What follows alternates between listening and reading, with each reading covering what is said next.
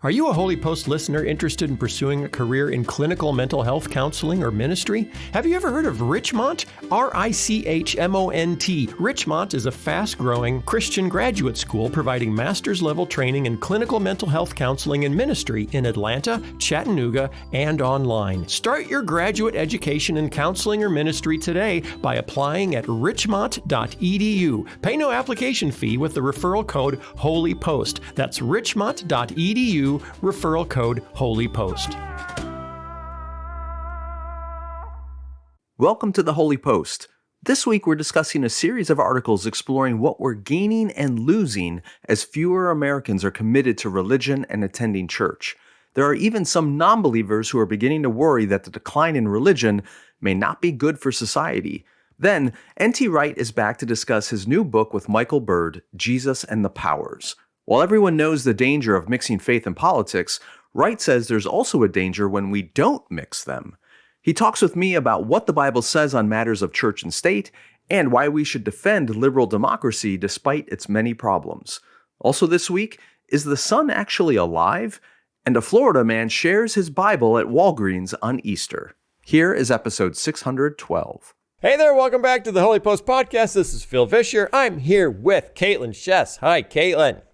Hi, Phil. Hi. And Skye Jatani. Hi, Skye. Hello.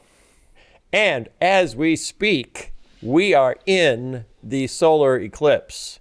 It is Monday as we're recording. We usually record at 2 p.m., but that was peak eclipse time in Illinois, so we postponed it to 2:15 so that we could run outside and watch the animals freak out and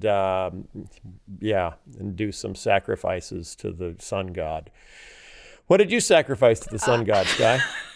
Besides your retinas? I was just thinking, it's kind of anticlimactic unless you're like an Aztec. And I told the rest of the team as we were out there, if we were Aztec, I'd be happy to murder somebody today. But there's just nothing else to do. Skye. Yeah.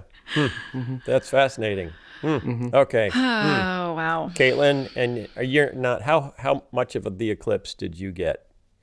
Not much. It was the peak was just before we started recording, and I went outside, and there wasn't even anyone outside looking at it. So I was kind of oh my gosh, surprised. Don't you live in a very, collegiate environment with lots of thinky people and scientists? Yeah, and stuff? well, and there's quite a bit of like weird religious stuff in my city, so I'm surprised there wasn't more. Yeah. Wasn't more interest, but there wasn't. There are not very many dispensationalists, though. So. Yeah, so there wasn't much Christian mania going on, but there Not wasn't really. even anyone setting up crystals in a circle or I making a didn't see sundial out of any. pumpkins. No, I didn't see any of that. Okay, all right. Well, it's time for the theme song.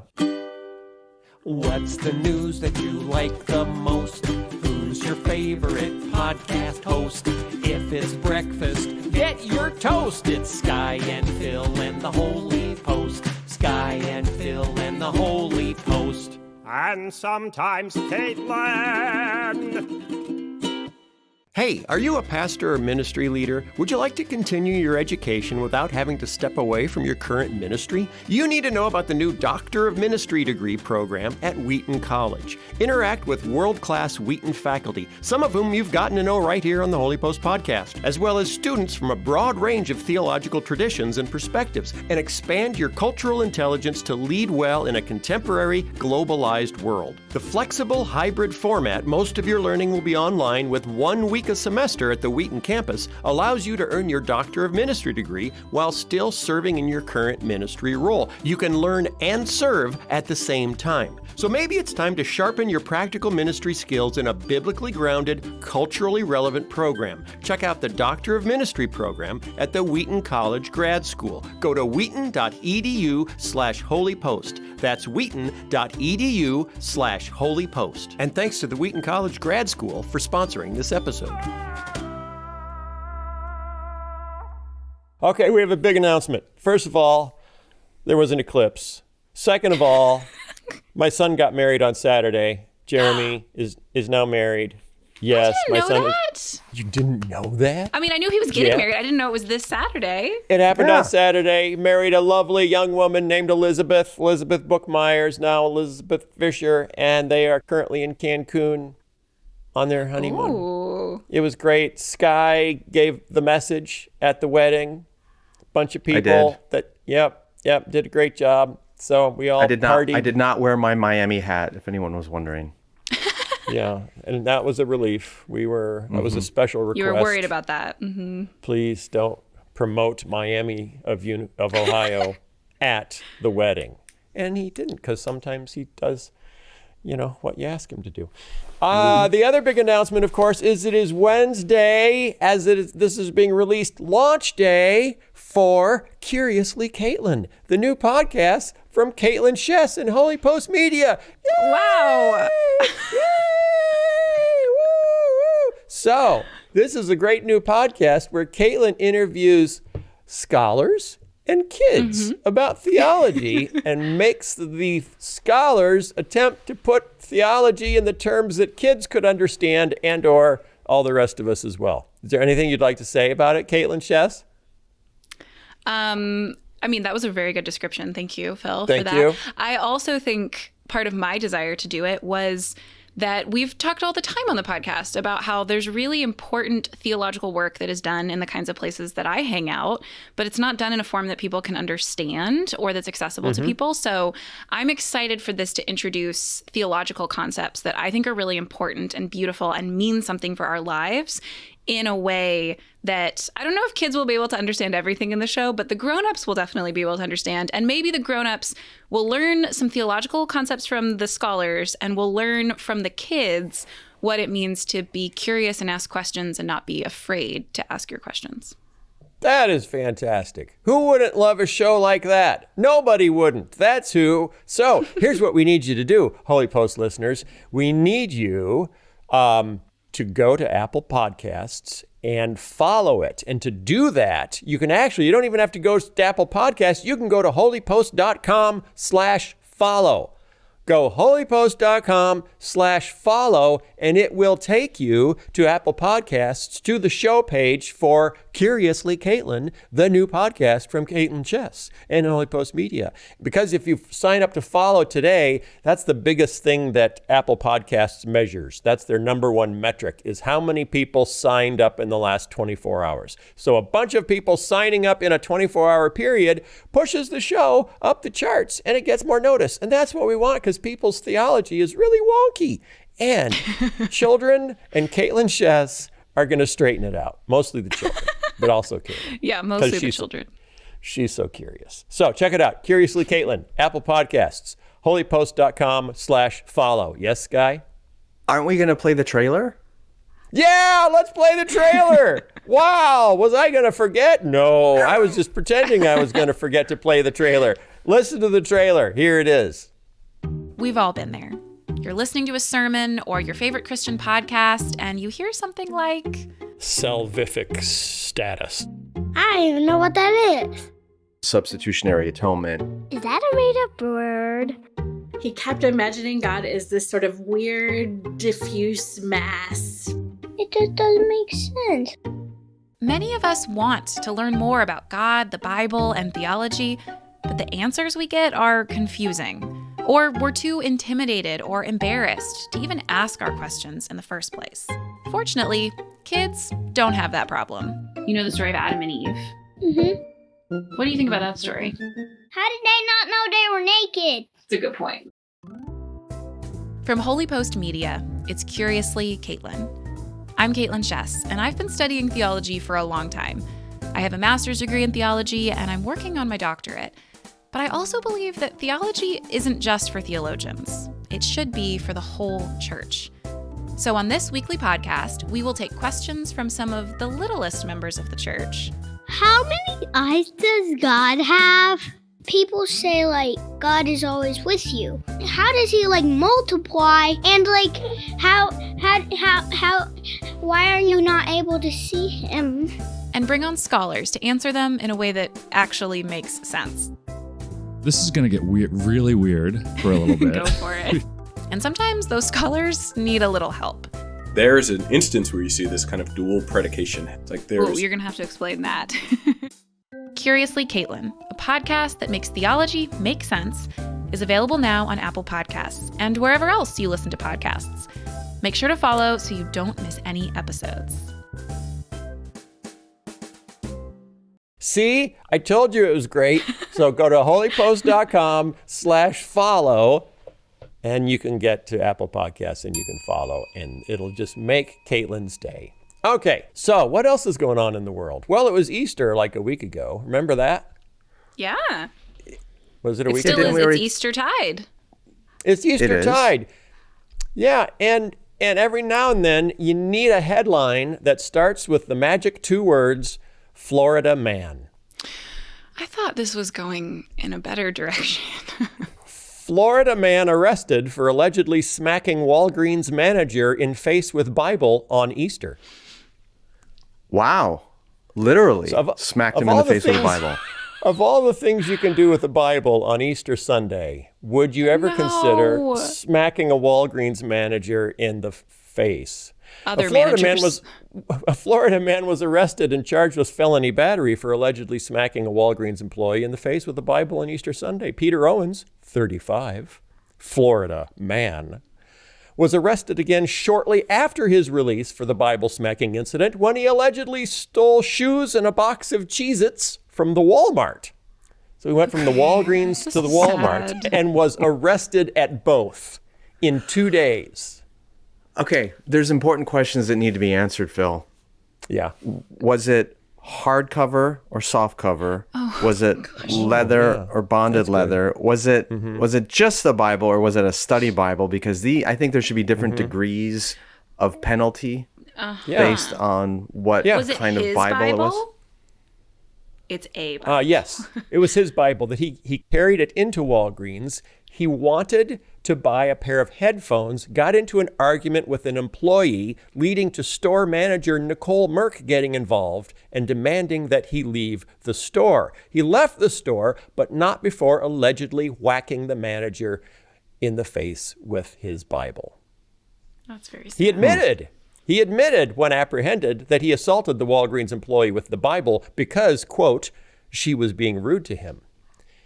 And so sometimes you have to bring down God's law on people that are misbehaving.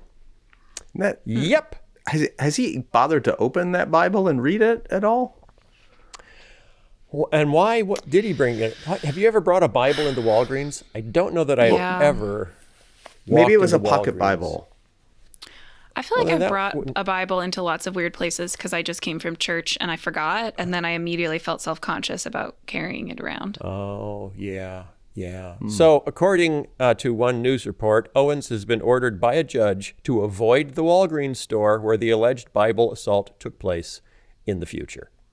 He's not allowed to go back to that Walgreens. But then the next day, he was arrested at Walmart for stealing Cheez-Its and a pair of shoes.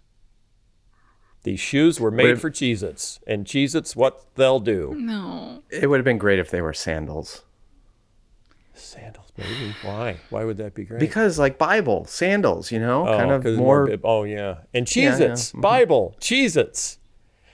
Like Jesus. Huh. Like Jesus, right? Yeah, right. like sandals and Jesus. Cheez-Its. No. Yeah. No. Sandals. Yes, I get it. Okay. We're gonna let that one go. We're gonna let that one go.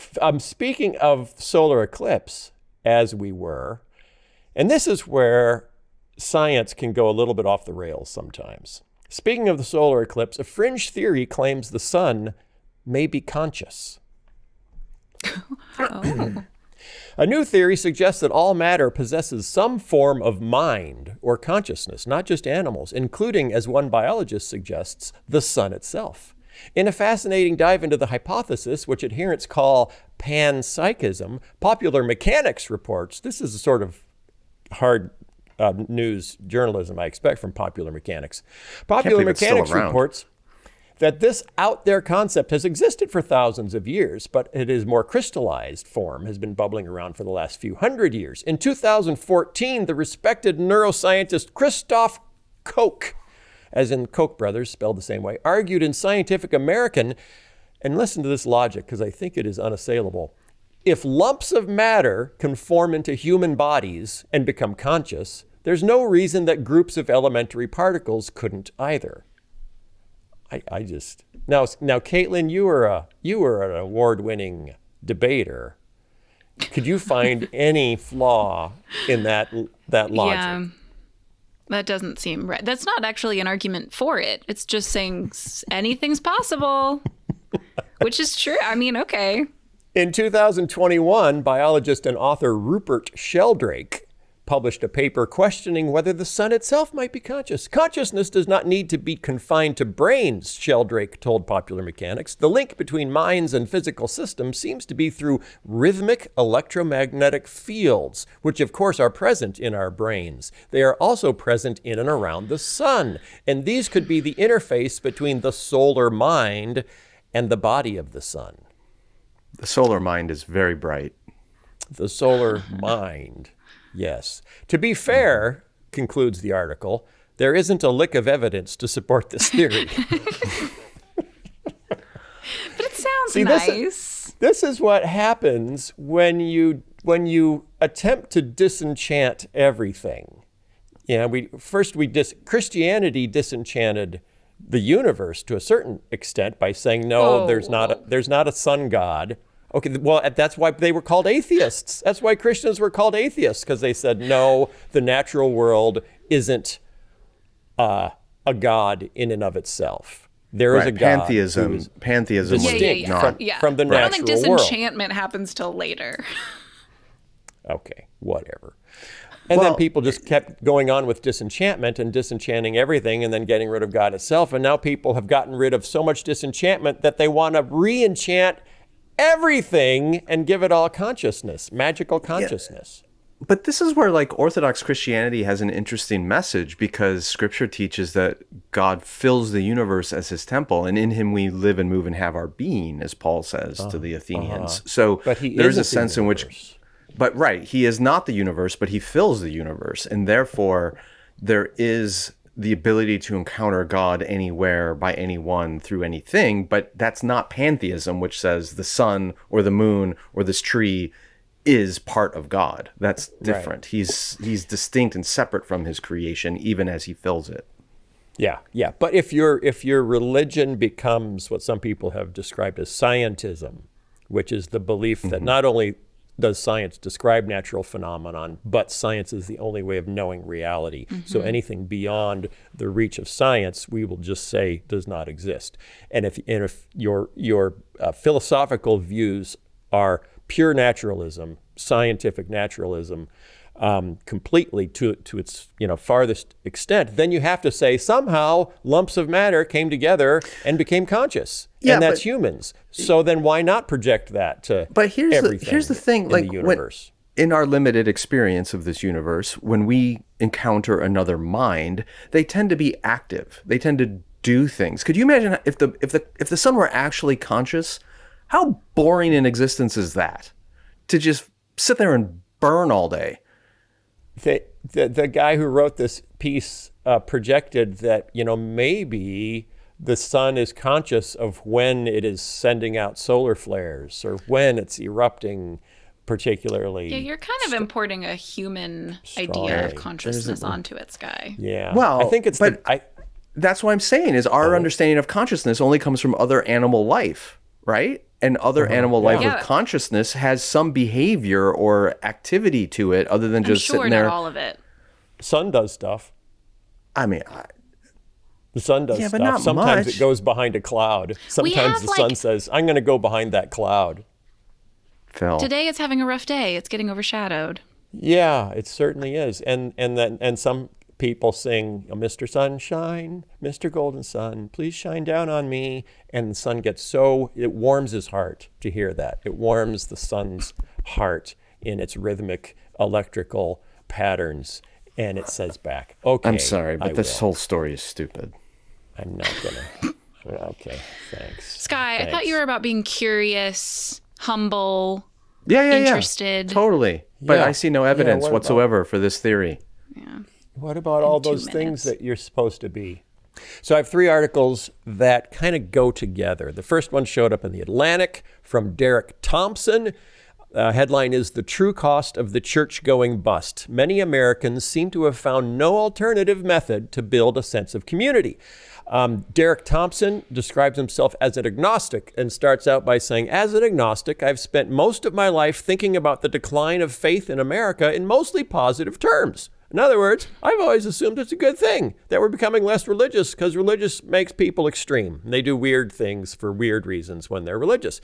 But he says, only in the past few years have I come around to a different view. Maybe religion, for all of its faults, works a bit like a retaining wall to hold back the destabilizing pressure of American hyper-individualism, which threatens to swell and spill over in its absence. He says, and he goes off some of the latest studies, says more Americans today have converted out of religion than have converted to all forms of Christianity, Judaism, and Islam combined. No faith's evangelism has been as successful in this century as religious skepticism. An estimated 40 million people, 1 in 8 Americans, have stopped going to church in the past 25 years, making it, according to religion writer Jake Meador, the largest concentrated change in church attendance in American history. And then a lot of people have written a lot to try to describe, well, here's why I think that's happening. And we don't have all the reasons necessarily, but it is, he links it to, in this article, likely to both politics and changes in politics and family life. In the 70s and 80s, the religious right became a formidable fundraising machine of the Republican Party, which made many young liberals move away, if they already had a tenuous connection with religion, move away completely. In the late 1980s, only 1 in 10 liberals said they didn't belong to any religion. 30 years later, it was 4 in 10, 4 times as many. Meanwhile, the decline of marriage, especially among low-income Americans, accompanied their move away from the church. So he talks at length about the sort of things that people got from the socialization of church, being a part of something, not being lonely. Many people, having lost the scaffolding of organized religion, seem to have found no alternative method to build a sense of community. So Americans that have become unaffiliated, according to Pew Research, are less likely to volunteer, less likely to feel satisfied with their community and social life, and more likely to say they feel lonely. Just as America's churches were depopulated, Americans developed a new relationship with technology that in many ways is the diabolical opposite of a religious ritual, the smartphone. In the virtual world, there is no daily, weekly, or annual calendar that structures when people can and cannot do things. In other words, this is Jonathan Haidt, he's quoting, digital life is disembodied, asynchronous, shallow, and solitary, which is the opposite of how they describe religious life, which is typically embodied. You're in person. It brings you present with whether it's the elements or sacraments or being in a room with other people. Synchronous, it has a schedule. You have to do things in your life at certain times. There's rituals that happen. Sunday morning, you go to church. Wednesday night, Awana clubs. That was a universal human experience until very recently was Wednesday night Awana clubs. It was deep and it was collective. So he concludes by saying, I wonder if in foregoing organized religion, an isolated country has discarded an old and proven source of ritual at a time when we need it most. Making friends as an adult can be hard. It's especially hard without a scheduled weekly reunion of congregants. Finding meaning in the world is hard too. It's especially difficult if the oldest systems of meaning making hold less and less appeal. And then he finally says, it took decades for Americans to lose religion. It might take decades to understand the entirety of what we lost. Interesting, huh? Mm-hmm. I think what's interesting too, though, is like the things he describes as the benefits of traditional religion. So embodied engagement, ritual, depth, and connection. Like, what's fascinating to me is there's a lot of churches in America that have actually watered all those things down. And yet it's like the worst of both worlds because you still have all the obligations of religion without any of the benefits. So we've hyper individualized it. We've made it more digital and disengaged. You're looking at a screen. They've gotten rid of the rituals and the customs and traditions. And in a lot of places, there's so many people, especially some forms of megachurch, that you might be in a crowd of 1,000 or 2,000 folks, but there's no real interpersonal connection happening. So that's like the worst scenario where you have all of the expectations of religion and none of the benefits. So there is I think something worse than even what he's describing. Really? Worse? Kaitlyn, worse. I don't know about worse, but I do think it's interesting. There have been people who have tried to start kind of like an atheist church or an agnostic church or something like that. And I do think it's interesting that a lot of times that's the Christian pitch has turned into a community pitch. Like, we're the place where you get community. And that's true. I think that's a beautiful part of what we offer. And yet when people try and create communities that have some semblance of ritual and tradition and some sense of community, but there isn't an actual beautiful story or truth claim that you are staking it on, those things, they tend to fall apart. Like, none of those things have been very successful in the long term. So I do think part of the way that Christians might respond to this increasing interest in, like, what do we do with the fact that it's not just the church, many kind of shared spaces we used to inhabit, ways we used to live in community with each other, we have lost. A good way to say that's the inroad, that's like the opportunity, the opening. But if you don't fill that with actually both, like to Skye's point, thick community, real ritual, real tradition that isn't just pick and choose whatever you want, but also if you don't deeply connect it to, we don't just belong to one another because we woke up one day and decided that we were similar and liked the same things and we should hang out together. The death and resurrection of Christ made a new community, and we belong to one another in reality before we even make choices about how we show that reality on this earth. That's sounds really like kind of too specific, too religious for people who might be trying to say, let's just hang out together. But I've seen this in my own city. There are plenty of opportunities for people to try and create community without any of the religious claims, without any of the controversial stuff. And it doesn't tend to work very well because people are attracted to something that actually means something, that there's something at stake here with what I do and what I believe. And so I do worry sometimes that the talk about community, to Skye's point, can get watered down in the church or outside of the church to just kind of like, don't we all want to hang out with some people? And if that's what we're doing, people get bored of that very quickly. Your kids have soccer practice, you have homework, you have work demands. If it's just like, I enjoy hanging out with people, especially as fallen creatures who don't always even do what's good for us on a just like earthy level, that's not going to hold up for very long. We need something thicker and more real than that. Here's the other thing, and he doesn't get into it in this article, but there's a political scientist named Samuel Goldman who talks about the law of the conservation of religion. That's how he calls it, the law of the conservation of religion. And what Goldman says is, as a society becomes less overtly religious, that impulse is still there and it just gets redirected somewhere else. So he's talking about losing these practices and these gatherings and this community and all this stuff, but he doesn't say where it's going, because it has to go somewhere. People are they're scratching that itch somehow. And if it's not traditional religion, where is it going? And that's probably not healthy or good. Yeah. And that's where another piece that I want to bring to everyone's attention was written in the Washington Post by Fareed Zakaria. He does a show on CNN that I like a lot because it's about the news, but it's boring because he does not put tons and tons of emotion into telling you what's going on in the world. He's a Indian immigrant, PhD in geopolitics and history of politics and all sorts of stuff. So super brainy guy, but he intentionally tries not to spin things and not to deliver the headlines with emotion. And he wrote a piece entitled How Trump Fills a Void in an Increasingly Secular America. And I think he's getting at exactly what Skye was just talking about. He starts out, reporters have been noticing something new about Donald Trump's campaign events this time around. They often resemble religious revival meetings.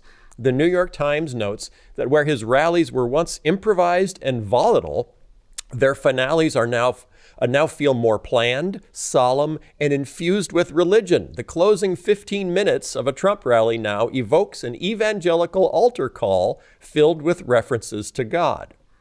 So he talks about the stats that more and more people are associating or claiming the evangelical title without partaking in evangelical practice or evangelical doctrine. He says, Zachariah says, the old Protestant fundamentalism had been filled with warnings against sin, heresy, Catholicism, adultery, divorce, materialism, and any deviation from strict Christian morality. But preachers such as Jerry Falwell made the religion more user-friendly and less doctrinally demanding. What filled the place of religious doctrine was politics. Increasingly, Americans associate religion with the Republican Party, and if they are not Republicans themselves, they turn away from religion, says scholar David Campbell of the University of Notre Dame. This phenomenon, Zachariah says, of the right using, even weaponizing religion is not unique to America or Christianity. You see it in Brazil, El Salvador, Italy, Israel, Turkey, and India, among other places. He says Walter Lippmann, a political commentator from the 1920s, identified this problem. He said, men have been deprived of the sense of certainty as to why they were born, why they must work, whom they must love, what they must honor, where they may turn in sorrow and defeat. And so Zachariah says, into this void, as traditional religious doctrine loses its grip on people, into this void steps populism, nationalism, and authoritarianism. That's exactly it. That's what I was saying. That's Goldman's conservation of religion. And it's funny because some of the most authoritarian voices that I see on Twitter are fundamentalist Christians, you know, who have gotten to the point where they would rather argue about how a society or a government should be structured and who should not have rights in our society than about traditional Christian doctrine. Kaitlyn, help us out. Kaitlyn. Well, my first thought in hearing some of this was that there's, again, going back to the sense that it's not just about community or it's just show up to church to check a box, but there are gifts of the Christian tradition that when we have ignored them for a long time, we see the effects of them. And a couple of those that I think are really crucially related to this is both the practice of lament and the practice of confession. That a lot of times when I see people who are getting really not just caught up in politics, but starting to believe some really hateful, scary, extremist stuff, I often think you are looking for an outlet to scream at someone, and you have lost the communal ritual of, we actually have a practice of crying out to God. We have not only more modern texts that help us do that, but the Psalms that are often uncomfortably violent and aggressive and ask God to do things that many of us would read them and think, I hope God doesn't do that, because that doesn't sound like something God should do. But we have forms for doing this. Matthew Kamink, who's a theologian, has written about this when it comes to kind of extremist ethno-nationalist stuff online, that some of it starts to sound kind of like laments that don't have a place to go. They don't have a form to take on. They don't have a community to help regulate them. So they get awful. And part of what I hear in a lot of this is humans, whether we acknowledge it or not, need language to help us describe, especially I think some of these more conservative folks, I think part of what they are responding to, some of it is hateful. There are people who, and again, this goes back to the disenchantment thing. Like, we have lost a sense that there are real spiritual forces at work. I think some people have really been captivated by some real evil. But I don't think that's true of a lot of people. I think a lot of people are hearing that everything's just getting better and better. We're just constantly progressing. The world is just better today than it was a year ago. And so they don't know how to express what they perceive to be really awful, really personally harmful, really scary or uncertain things. They don't have language to describe that. And then when they go online, they feel like the options are either join this really hateful, white supremacist, et cetera, kind of group, or join the crowd of people who says, no, we are just constantly getting better and things are, bright and sunny.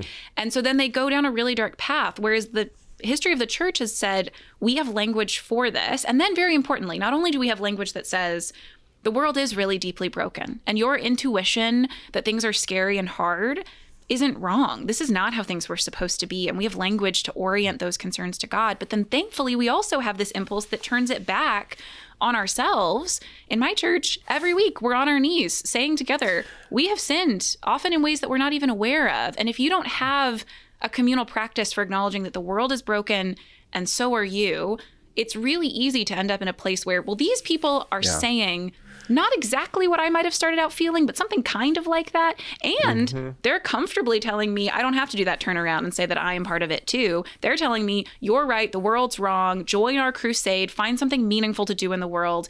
And that's appealing for people who don't have these forms and practices that the church has had. Kaitlyn, I'm curious, do you think part of the reason why the white evangelical subculture has been particularly captivated by MAGA Trumpism is because it's the tradition of the church in America that really didn't have a strong practice of confession, and even its emphasis on mission, at least a lot of the churches I've been a part of, mission really it wasn't any bigger than just help our church grow.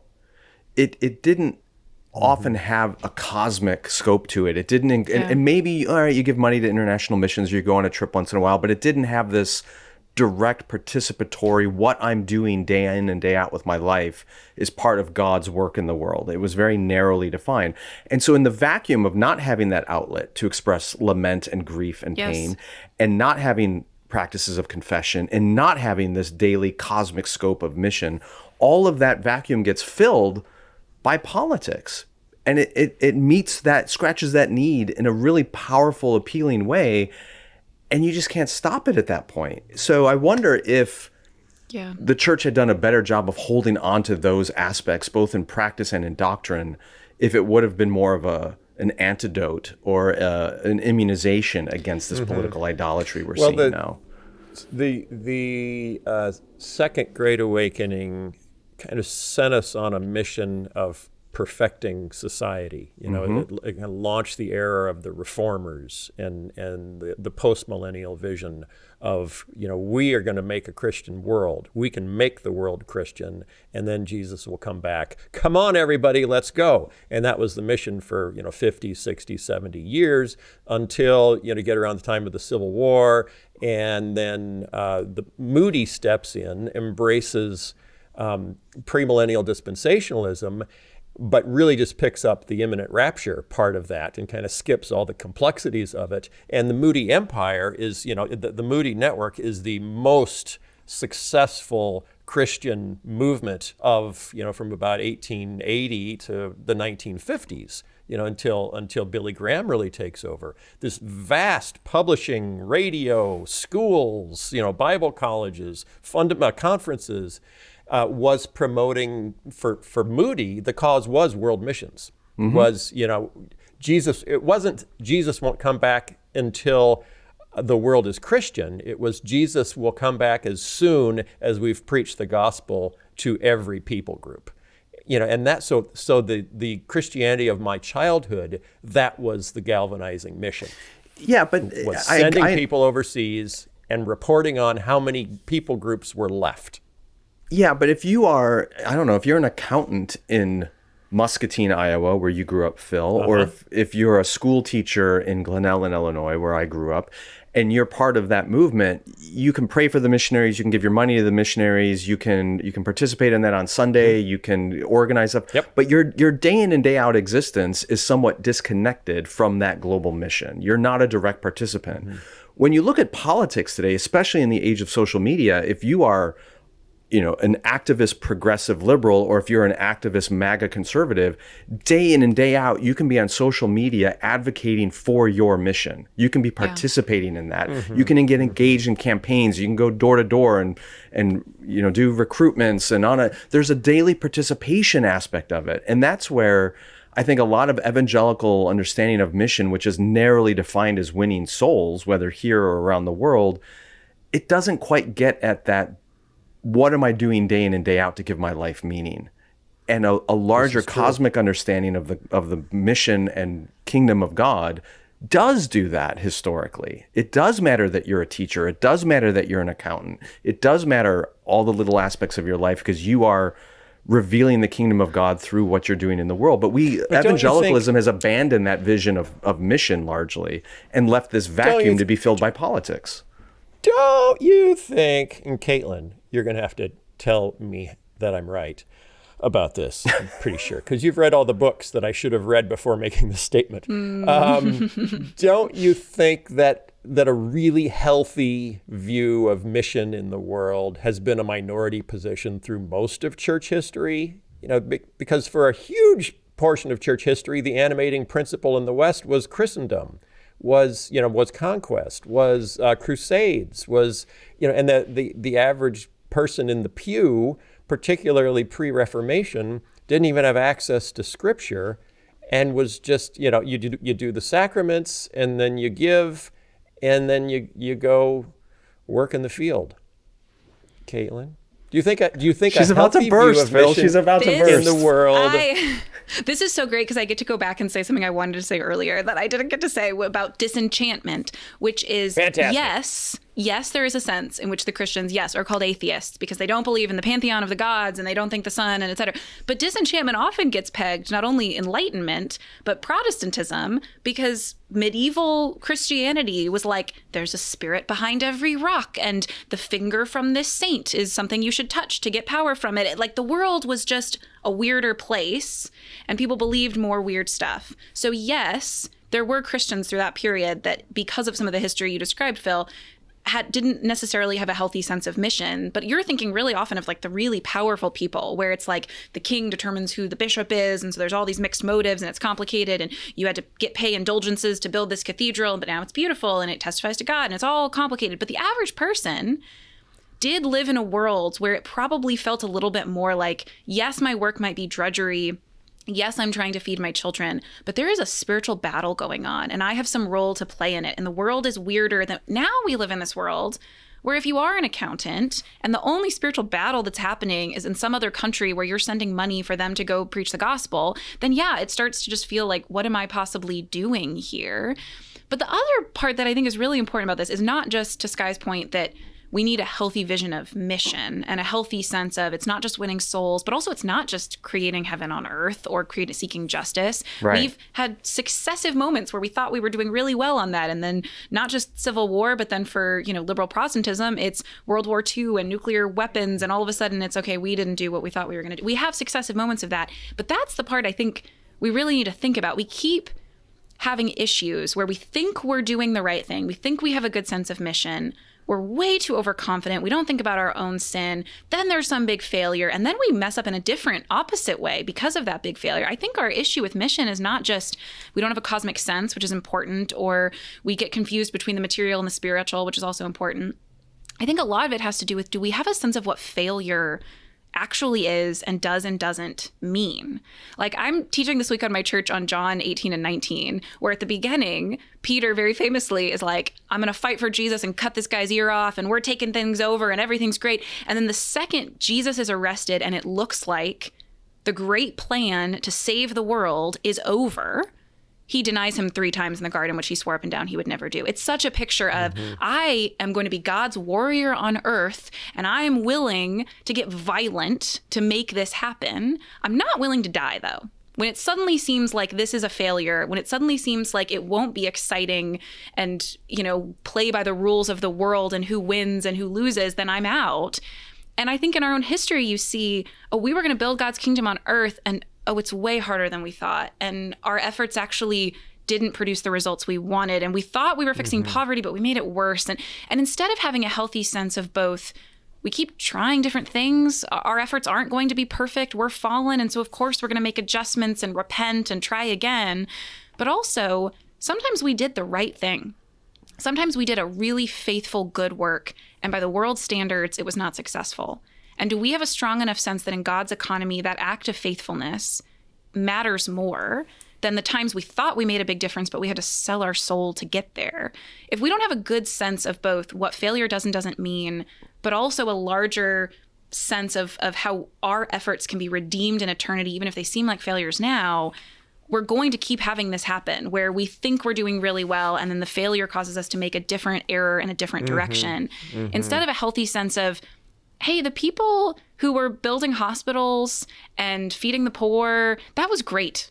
That was really good. Even if you didn't fix everything, even if there was great evil lurking behind that you didn't see, it still was good. It still was faithful.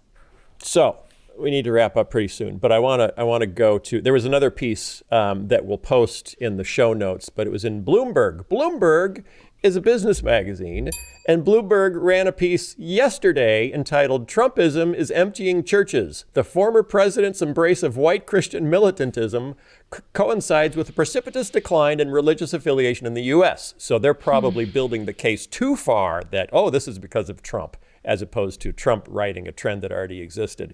But it just shows you business magazines are picking up this story of, America is secularizing, and this is the point of the story in Bloomberg. America is secularizing, but not because of the liberals, because the conservatives have made Christian faith abhorrent to liberals. So it's not that the liberals are winning, it's that the conservatives are actively losing by going in the wrong direction. So that's an interesting piece. We'll post it in the show notes. I want to go to the very end of Fareed Zakaria's piece in the Washington Post, because Fareed Zakaria is a Muslim, and he sums up the whole thing, but he's incredibly well-read and knowledgeable about history. He says, "This is the great political challenge of our time. Liberal democracy gives people greater liberty than ever before, breaking down repression and control everywhere." So, liberal democracy is the enemy of authoritarianism. It was the enemy of monarchy, and it brought out democracy and freedom and self-control. But as the philosopher Soren Kierkegaard wrote, anxiety is the dizziness of freedom. So all of this freedom that liberal democracy brought us has also brought us anxiety about all the choices we have in front of us. Zakaria writes, modern society gives us all wealth, technology, and autonomy. But for many, these things cannot fill the hole in the heart that God and faith once occupied. To fill it with politics is dangerous, but that seems to be the shape of things to come. And he's not just talking about America, he's talking about much of the Western world, the post-Christian world, where suddenly right-wing authoritarian politics are on the rise. And for Fareed Zakaria in the Washington Post to say, this is the hole in the heart that God and faith once occupied, it actually makes me kind of excited about the opportunity to reintroduce a Christian narrative, right? To people who never had it right, and they've rejected a false narrative, they've rejected a distorted narrative, and this is some of the stuff that that Justin Brierley's been talking about in the UK of new atheists saying, gee, actually, the actual story of Christianity, if you cut away all the cultural baggage, is really beautiful. Is that what the opportunity we have? Is that what we get to do? Re-enchant people? Yes. To the Christian narrative? Skye? Yes. I wrote my book back in 2011, and the opening chapter, the introduction to that book is all arguing that many of the people walking away from Christian faith aren't walking away because they actually experienced Christianity and found it lacking. They experienced this dead form of it that gave no life, and they're walking away. And so when you look at the statistics, and a lot of churches are freaking out about the de-Christianizing of our culture, it's not the de-Christianizing of our culture, it's the de-false Christianizing of our culture. And we have an opportunity, this massive opportunity, to introduce an interested and hungry generation to the real gospel, to the real enchanting story of Christianity. And I'm energized by that, and I think it's a massive opportunity. And I'm not lamenting what's happening, because I think why would you lament the end of something that was dead to begin with? There's new life that is about to be born out of this, and I don't want to use the word revival, but I think the conditions are right for a generation that's seeking the real thing. And in that sense, bring it on. Kaitlyn, wrap it up for us. I'll just say, I think there's another approach too to be had with people in your life. I imagine this is true of a lot of people listening, who you might think is part of this group of people we've been talking about, who might call themselves Christians, might have even been more faithfully Christian in the past, but have gotten really sucked into a pretty toxic political kind of transcendence. This, I think, should be hopeful for you as well. Not just, I think, the people Skye is talking about who might be put off by the, kind of evangelical industrial complex version of things, and we might say, oh no, there's this beautiful story instead that you could listen to. I think for the people who are caught up in the whole machine, there's something important here too, which is to say the really hard, long work of unearthing the desire underneath the stated desire could be a really positive way to move forward. I was just at a church this last weekend teaching, and during the Q&A, a woman said, well, what do you say to the person who says that Trump is God's chosen one? And I think initially she was looking for, like, what's the theological argument against that? And I told her, I was like, if I had a zinger for you, it wouldn't be helpful, right? Like, if you just combat this person's claim on their terms, you're just going to end up angrier at each other. It's not going anywhere. If you ask this person, first of all, why do you think that? Tell me your reasoning, which might sound awful to you. You might be like, I don't want to hear the ridiculous things they're going to say. Brace yourself a little bit, see if you're healthy enough to handle it, but also ask, like, why do you think that? And somewhere along the way, ask, why is that important to you that this president you're voting for be God's chosen one? What about that is enticing to you? What feels good about that?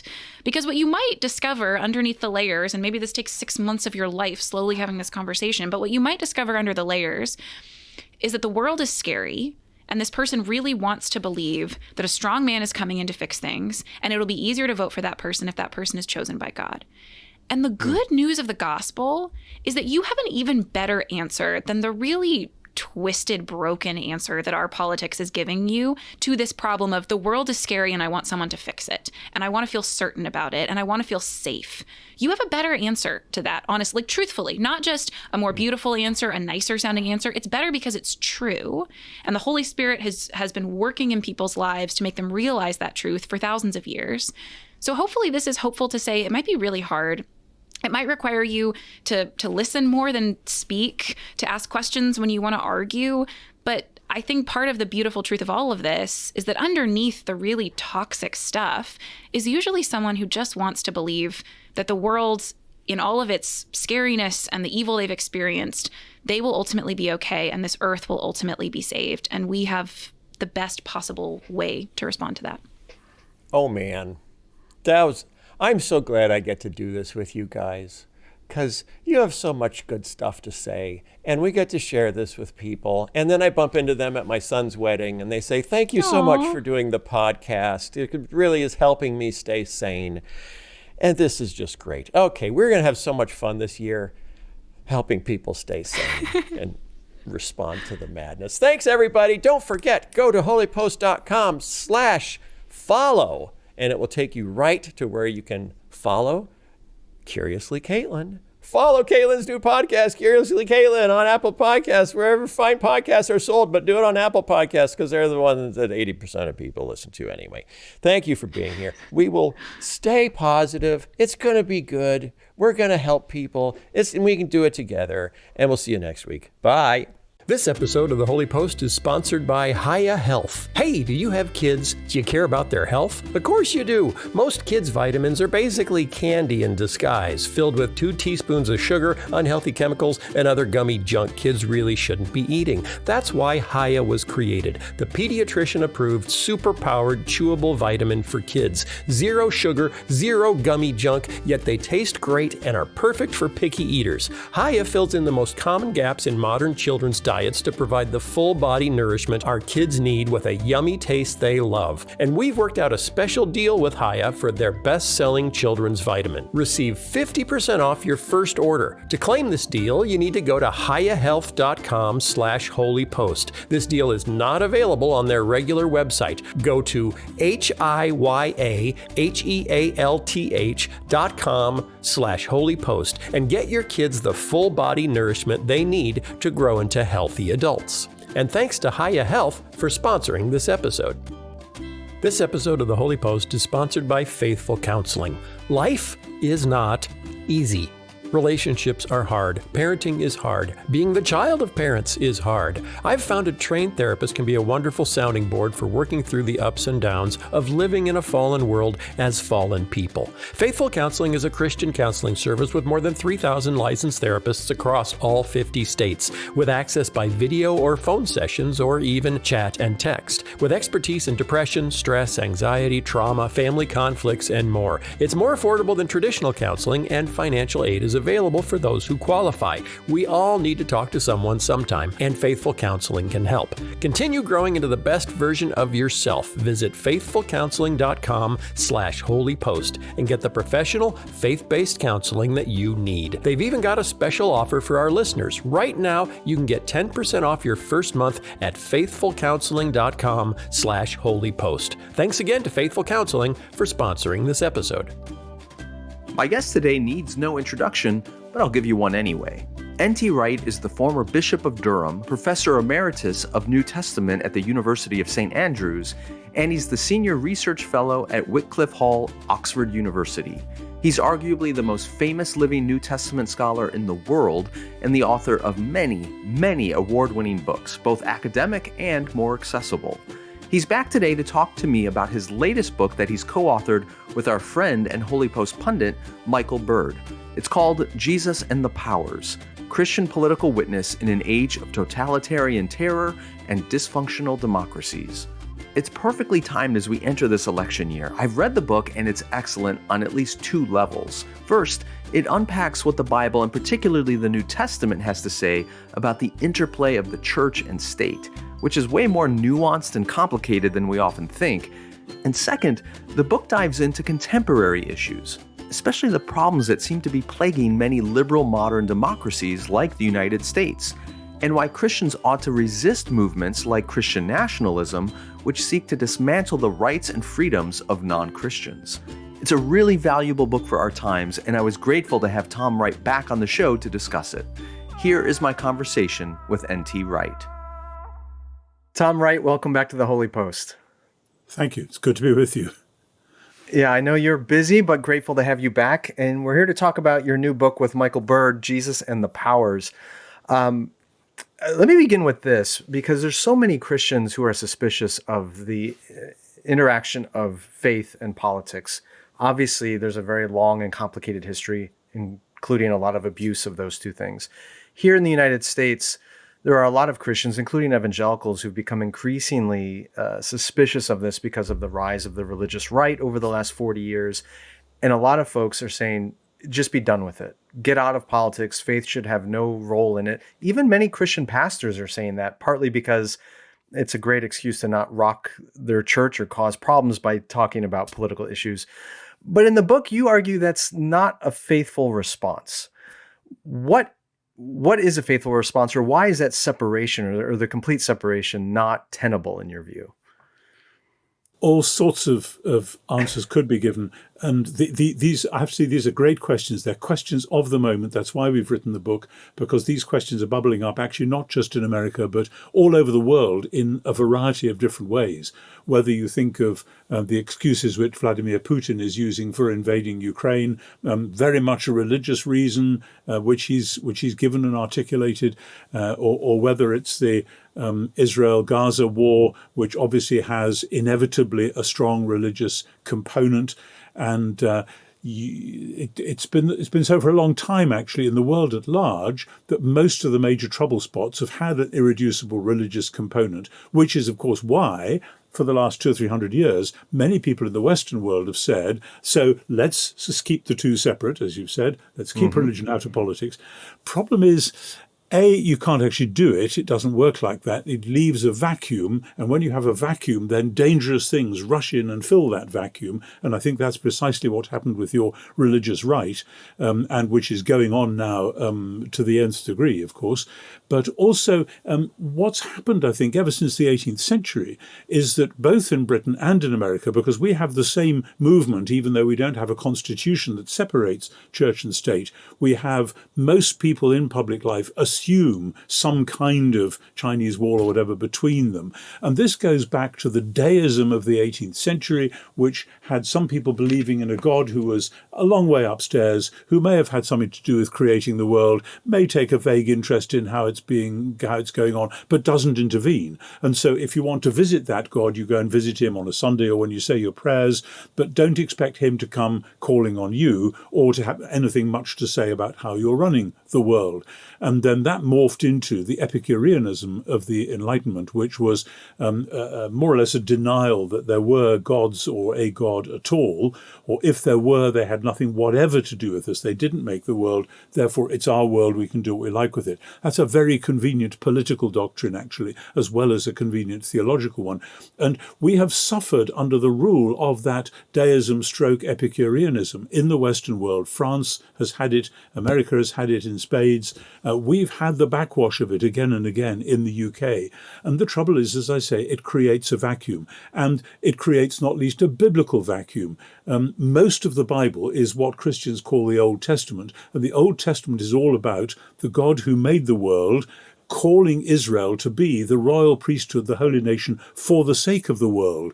What does that look like? Well, the New Testament isn't saying, oh, forget all that stuff, we're taking you off to heaven instead. The New Testament is saying, Jesus of Nazareth announced that God was becoming king on earth as in heaven. The last words of Jesus in Matthew's gospel are, all authority in heaven and on earth has been given to me. Now, we in the Western world, we're quite happy to think of Jesus having all authority in heaven.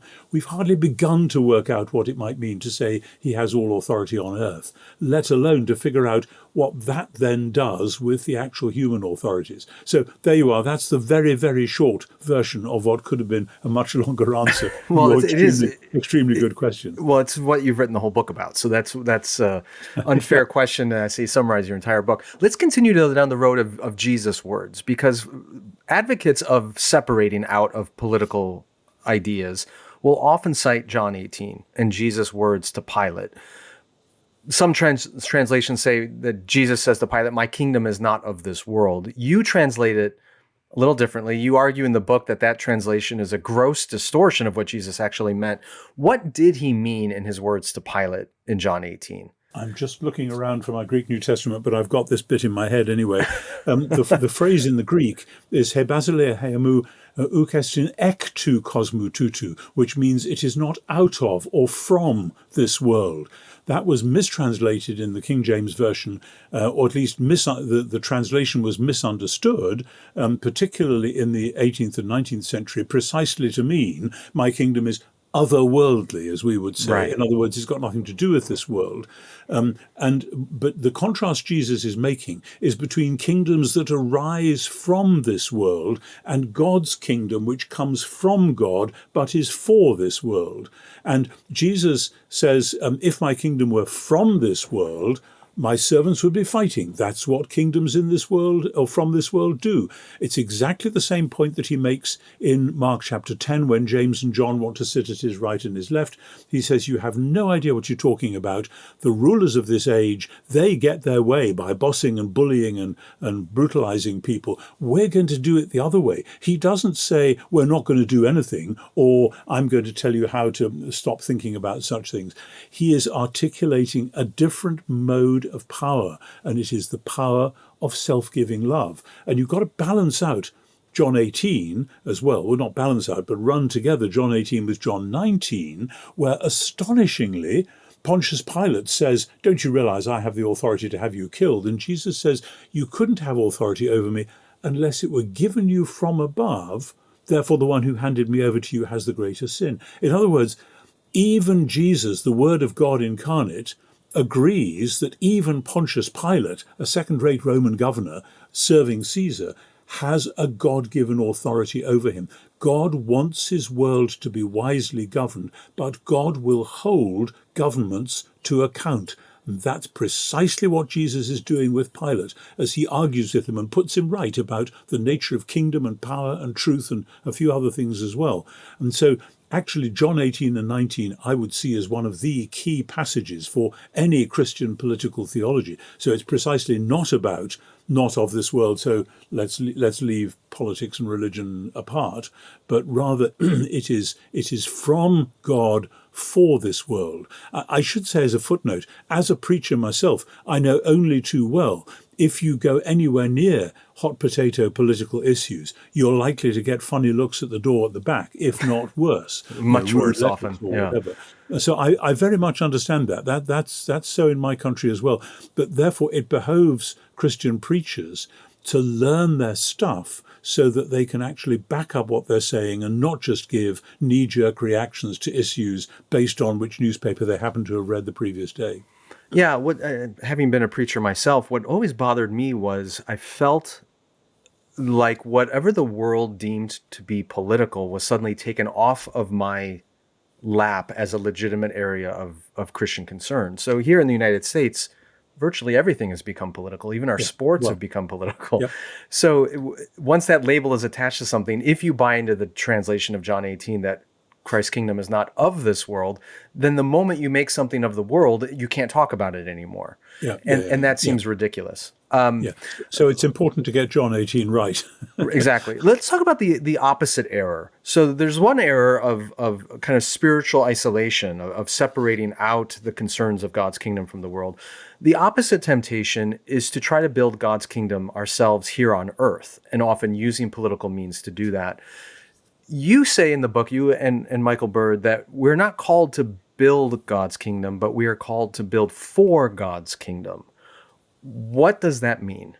Yeah, this demands that we think like a first century Jew who believed that Jesus was Israel's Messiah. Take St. Paul, for example. Because if Jesus of Nazareth, by his resurrection from the dead, has been demonstrated by God to be the Messiah, but the world is still going on as before, then, oh my goodness, the long-expected end, when God would wrap everything up, is coming in two phases. It's been launched with Jesus' resurrection, and it will be completed at his return. And we have to get used to being in between people, to living in the present as the time when the kingdom has already been inaugurated, but not yet completed. Paul describes this vividly in 1 Corinthians 15. Sorry, I know when I'm speaking to Americans, I ought to say in 1 Corinthians. 1 Corinthians 15, verses 20 to 28. Just your former president was hauled over the coals because he said 2 Corinthians. I recall. 2 Corinthians, well, whichever way. So in 1 Corinthians, 1 Corinthians 15, Paul says he must reign until he has put all his enemies under his feet. That's the present situation. Paul expounds that in detail in Ephesians, where it's quite clear that the church is already gifted with a status and an authority, but the way that plays out is in the present spiritual warfare, that the battle is joined in the heavenly places, Ephesians chapter 6. And so the present vocation of Christians is to be kingdom people in a world which hasn't yet realized that the kingdom has been inaugurated. And then the question is, do we then, as you say, just build it by our own means? And the answer is no. God builds God's kingdom in God's way, but in the present time, God gives us his Spirit so that we can produce signs of the kingdom, effective, real anticipations of what God is going to do. This might be when you put a coin in a beggar's hat, or when you open a food bank, or when you go and do acts of love and mercy and visit in a hospital or whatever. These are signs of God caring for people, the God who will one day wipe away all tears from all eyes. And then as we can get together as churches, there's lots more that we can do. I just talked about little individual things there, but there's much, much more that can be done to produce effective advance signs of the kingdom, signposts towards the kingdom. It's as though we are borrowing from God's future in order to erect signposts to that future in the present. And one of those signposts in John chapter 16 is holding the world to account, speaking the truth to power. That's dangerous, it's difficult, it's non-negotiable.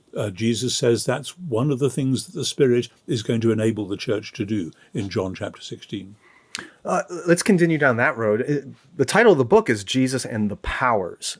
Yeah. When at least in a North American context like I'm in, that's been very influenced by evangelicalism as well as Pentecostal forms of the faith, when people hear the word powers, our imaginations tend to automatically go to demonic powers. It's always these dark, terrible powers. Colossians chapter 1, you cite this in the book, Paul talks about the powers were created by Christ, through Christ, for Christ, and they're reconciled by his cross to God the Father. What how do you and Michael Bird define the powers in this book? And what does it mean for them to be reconciled to God, not merely defeated by him? Right. I think we rather studiously avoided a precise definition for the same reason that I think Walter Wink, in his great trilogy on the powers, skirted the issue of precise definition, namely that in the present world, as in the first century, we don't have good, precise language to name exactly different things, different power structures. So Paul lists principalities, authorities, rulers, powers, whatever. I don't think he could sit you down and give you a dictionary definition of those. It's rather there's a sense of power being out there and being exercised, often malevolently, in ways that surprise us, that we discover that bad things are happening and we're not sure why. And anyone who reads the history of the last 150 years without seeing that some of the truly terrible things that have happened are more than the sum total of the bad decisions made by individual human beings, then we have to recognize that there is such a thing as an evil, a sense of dramatically evil power, which gets on a roll and accumulates to itself all sorts of authority and does very bad. I mean, this is happening as we speak, alas, in Gaza, in Ukraine, etc. You don't need me to tell you that. But I think the key thing which we easily forget is that we tend then to think of them simply, as you say, as evil powers. Right. But as with Jesus' remark to Pontius Pilate about you couldn't have authority over me unless it was given you from above. The point is this is part of what you call in the trade creational monotheism. God wants his world to be wisely ordered through human beings who are attentive to his will, who seek the welfare of the city, particularly of the poor and the disadvantaged, a la Psalm 72, etc., etc. Now, when you give somebody authority, whether it's over a country or over a tennis club or anything, you give them the chance to abuse that authority. We today know that perfectly well, only too well. But that doesn't mean that authority was a bad idea. God wants part of being image-bearing human beings is that this is how God wants to run his world, through wise human beings. So when the humans misbehave, then they give their power over to various dark, shadowy forces, whether you call them money, sex, and power, or whether you call them empires or whatever. That's what they are. They're humans who are giving the authority they ought to be exercising over to these shadowy spiritual powers who kind of are perfectly happy to wait in the wings, normally invisible and nothing to see here. But by the way, if you want to worship us, then we'll make stuff happen. It'll be rather fun for you for a while at least. And when that happens, those powers need to be defeated and to be overthrown.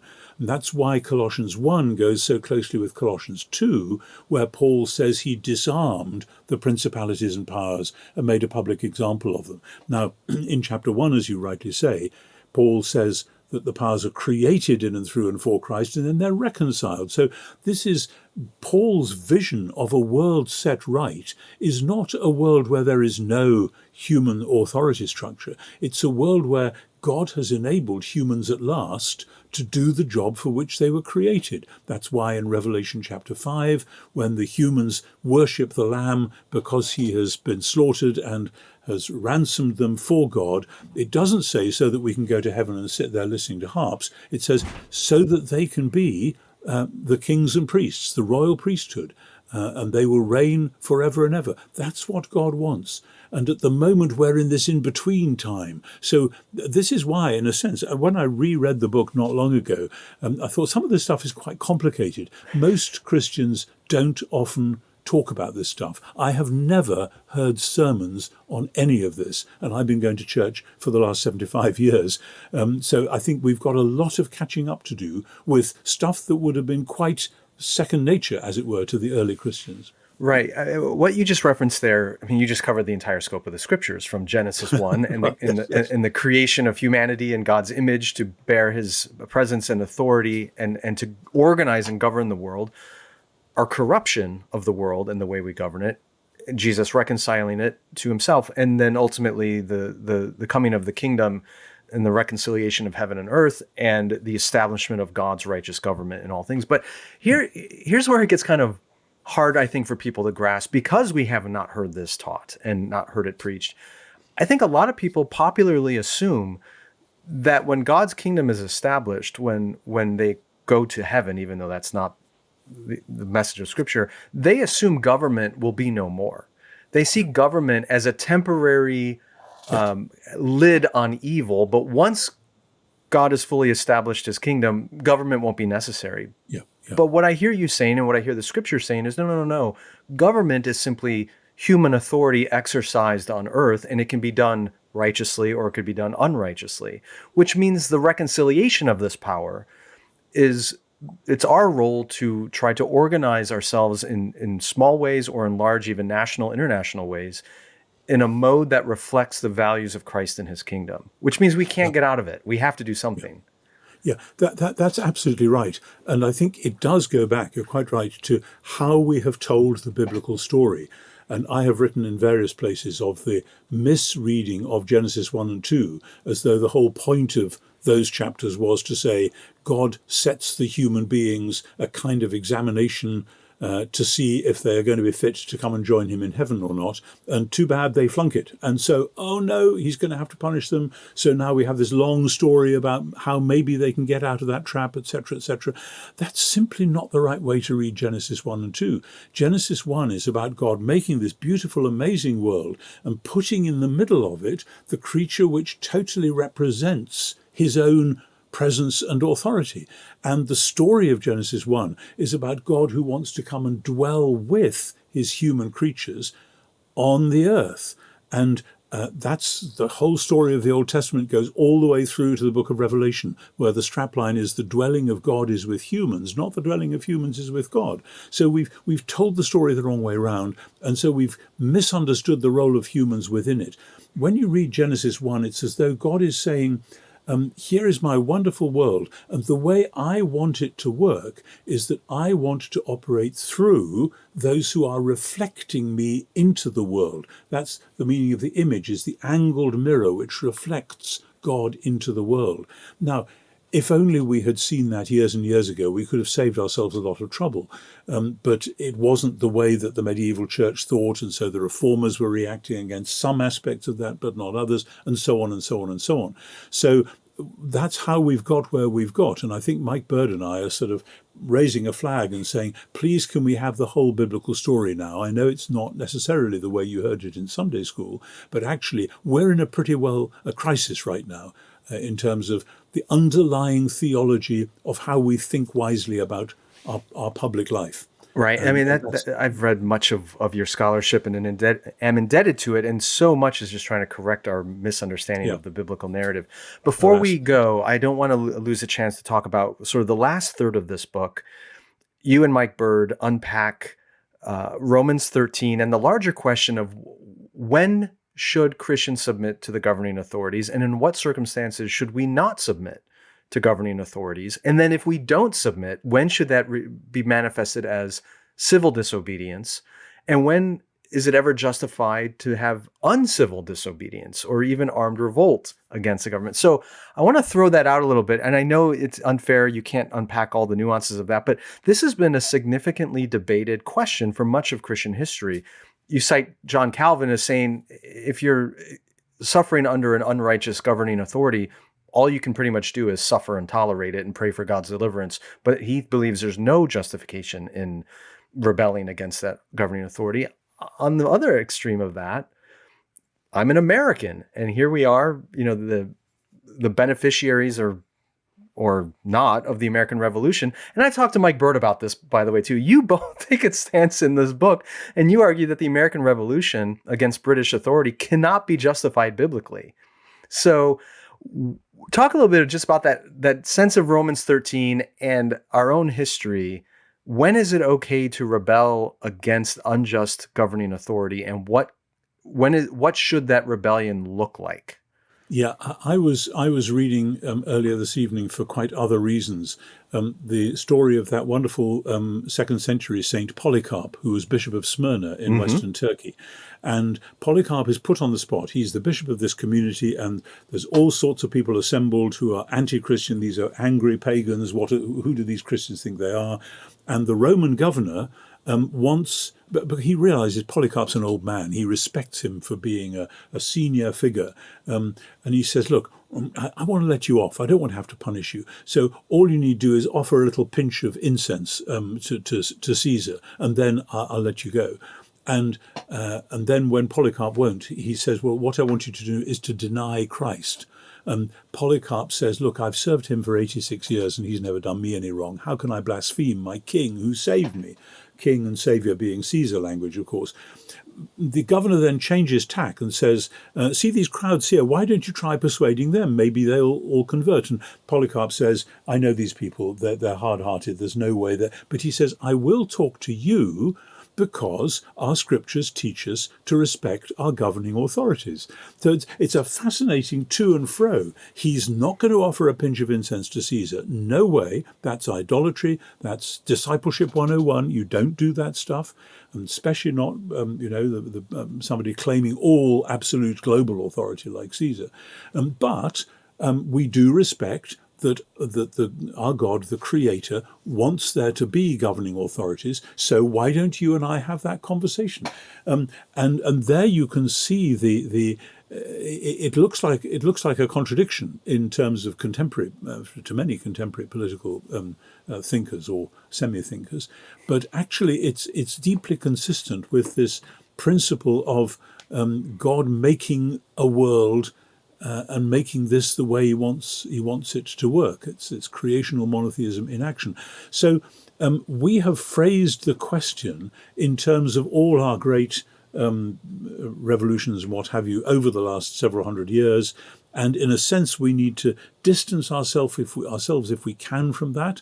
I mean, when Russia invaded Ukraine, I sent emails to some of my friends all in North America who are political theologians. And I said, okay, guys, suppose you have the ear of President Zelensky, what are you going to tell him to do? And I'm sorry to say I didn't get what I considered good and creative answers from any of them, except just this is terrible, we need to pray, which of course is true. But if Jesus had been speaking to President Zelensky, would he have said, this is simply force majeure. You're not going to be able to defeat it. It'll just make matters worse. Would he have said that? The Pope, I think, was hinting that to President Zelensky. That's deeply counterintuitive to those of us who live in Europe and see the Russian threat wanting to come and seize old territory back again. And I fully understand that people would not wish to take, say, a pacifist line there. So I'm not saying these things are easy. I'm not saying that Mike and I have got a nice, easy a checklist. If you're faced with this, do this. If you're faced with that, do that. These are things that have to be unraveled carefully and prayerfully within the Christian community. And that's why I say we need to train up a new generation, not only of wise biblical scholars, but of serious political theologians who will not simply respond with the knee-jerk Christian version of what you hear on the radio stations this way or that way. I'm not answering your question. I'm walking around it saying, yes, that's the right question. But I think in the middle of all of that, there are moments when idolatry rears its ugly head. And when Christians see that, they ought to know to say, no, we can't do that. And there are debates about the role of the flag, say, which in many American churches sits there right beside or even on the altar in the church, which we in the UK don't do. We're typically muddled about it. We sometimes have flags quite nearby, but not actually on or beside. And so there are questions like that. Are we in danger there? And of course, we're recording this just a few days after your ex-president has appeared selling a particular edition of the Bible in which is bound up the American Constitution, the Bill of Rights, the Pledge of Allegiance, etc. And I think Christians around the world are looking at that and just shuddering and saying, sorry, we've seen what this is about, and this is something which is not just a rather unfortunate add-on to Christianity. It is a denial of Christianity. It is idolatry. And let me quickly say, we have had plenty of similar things in my own country. So we British had an empire on which the sun never set, and we ran it for 100 years, and we spent the last 100 years repenting of it and wondering, where it all went wrong. And I just hope that my friends elsewhere don't have to spend another 100 years repenting of the way things are there. As do I. I actually appreciate the fact that both in your answer now and in the book, you don't just give a formulaic answer to here's how these things work out. You're calling us to wisdom, to reliance upon the Holy Spirit, the guidance of the church and community. And that's wonderful. Last question before we go. Near the end of the book, you guys talk about liberal democracy. And you don't go so far as to say that it is sort of the God-ordained political system of our that Christ intends. Instead, you call it the least worst option for human governance, which may echo something of Churchill in there. Yeah, exactly. It does. But here's my question: when it comes to liberal democracy, and it's interestingly being attacked both by people on the far right, including Christians in my country, and people on the far left, what do you see in liberal democracies that is uniquely in harmony with certain Christian values that you believe is worth defending? Yeah, I think, I mean, this is a conversation that Mike Bird and I had, but he did, I'm not blaming him for it, but he did most of the work on those last chapters, and we discussed them, and I was happy to go along with them. But I hadn't read much of the stuff that he'd read in those bits. I worked more on the earlier stuff. But it struck me as really powerful because when I talk to American friends, and when I talk, say, to or about people in, say, France, which had a revolution around the same time as America did, and likewise was set up as, now that we've got the Enlightenment, we now know how to have a perfect society, and then is puzzled that we still haven't, utopia has failed to arrive on schedule. In both cases, there is this sense that we ought to have got to utopia, and maybe with each vote or with each attempt, each push, now we're going to get utopia. And my son, who's a French historian, tells me that since the French Revolution, there have been certain times, and I remember 1968, les événements in 1968, and the riots in Paris and so on, and when many French thinkers really thought this was going to be the moment when that which hadn't fully happened at the revolution was finally going to happen, and utopia was going to arrive. And there's always the sense in the countries that look back to the late 18th century for their inspiration that actually we ought to be able to vote for the ideal, the perfect, whereas we in Britain have muddled around and messed about and got so many things wrong, and we know we've got many things wrong. And hence the idea of voting for the least worst is quite appealing to us. We don't expect to vote for utopia. We expect to avoid the things which we know have got us into trouble before, and to navigate our way through different possibilities and different systems. That's not to say that idealism doesn't rear its head in a variety of ways, which it still does, of course. And people are fighting at the moment in Britain about that. But it's a way of saying that with a genuinely well-ordered liberal democracy with free and fair elections and all that goes with that, and there is a chance for a popular will to express itself, but to express itself in a way which is prepared to take the arguments on board. And it's a context which encourages deep and wise discussion rather than collapsing that in favour of quick and cheap certainties, in inverted commas. And so from that point of view, also for a Christian, it may sound paradoxical, but it's a way of affirming the human dignity of thought and choice and the call to wisdom, even if it means respecting those who disagree. And then if they disagree on pretty fundamental things, having the argument, having the discussion. We can do that in my country. When I was Bishop of Durham, I was in the House of Lords. I had to debate all sorts of things. I remember debating the assisted dying bill when that came up about 10 or 15 years ago. And people said, oh, you're shoving your religion down our throats. And the answer was no. I'm making a careful case about human dignity based on all sorts of other things. And yes, of course, it is something which my particular faith concurs with, but we all of us have a faith of some sort, and part of the discussion is learning to smoke out the presuppositions and get them laid on the table, rather than just being assumed that because we live in the modern world, So I think, therefore, we've made, I think, quite a strong case for a workable liberal democracy. And obviously it's got to be guarded and protected and thought through in each generation. It's not, okay, we can just get a liberal democracy and then that's it, nothing more to do. It's something you've got to go on working at. But then, in my experience of human life, most things that are really worth it are things you've got to go on working at. Yeah, I think the illusion that liberal democracy is sort of the end of history, you guys talk about that at the beginning of the book, and that we can now just sit on our laurels because we've reached it, that illusion's been shattered for many of us in recent years in different parts of the world as we see the challenges arising. And for that reason, your book is incredibly well-timed and helpful. Again, it's called Jesus and the Powers, Christian Political Witness in an Age of Totalitarian Terror and Dysfunctional Democracies. Tom Wright, thank you for your time. Thank you for your scholarship. Thank you for coming back on the Holy Post. Greatly appreciate it. I know you're heading off on vacation, on holiday, as you say in the UK soon, and I hope it's restful. Thank you very much. Very good to talk to you. All the very best to you and your colleagues.